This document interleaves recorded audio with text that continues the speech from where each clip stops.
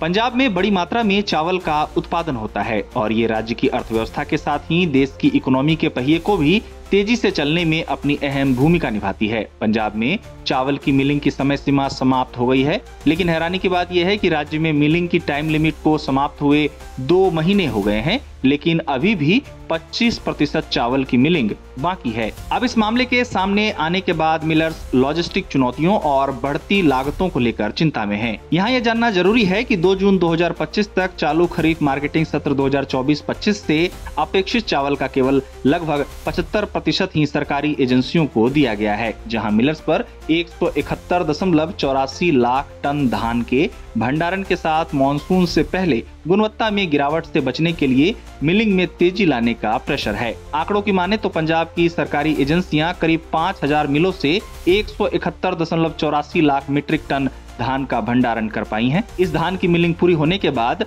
सरकारों को 116.29 lakh metric ton चावल देना होगा, जहां अभी तक मिलों द्वारा सरकारी एजेंसियों को 87 लाख मीट्रिक टन से ज्यादा चावल दिया गया है। बता दें कि पंजाब के पास अभी 140 लाख मीट्रिक टन चावल मौजूद होने की बात कही गई है, जिसका मतलब है पिछले 5 साल के 53 लाख मीट्रिक टन चावल का भंडारण में बचा होना। गौरतलब है कि पिछले साल मिलर्स इसीलिए नाराज हो गए थे क्योंकि सरकार द्वारा मिलिंग की प्रक्रिया को सितंबर तक के लिए टाल दिया गया था, जबकि नया धान 1 अक्टूबर से शुरू होता है। उस समय धान की खरीद में हफ्तों की देरी दर्ज की गई थी और इसका कारण था मिलर्स द्वारा सरकार के चावल को अपनी मिलों में जमा करने से इनकार कर देना। उस समय कुछ अन्य मांगों के साथ मिलिंग की समय सीमा 31 मार्च निर्धारित करने की मांग की गई थी। अब पंजाब में मिलिंग की समय सीमा समाप्त हो जाने के बाद भी 25% चावल की मिलिंग अभी भी बाकी है, जिसको लेकर प्रतिक्रियाएं सामने आने लगी हैं।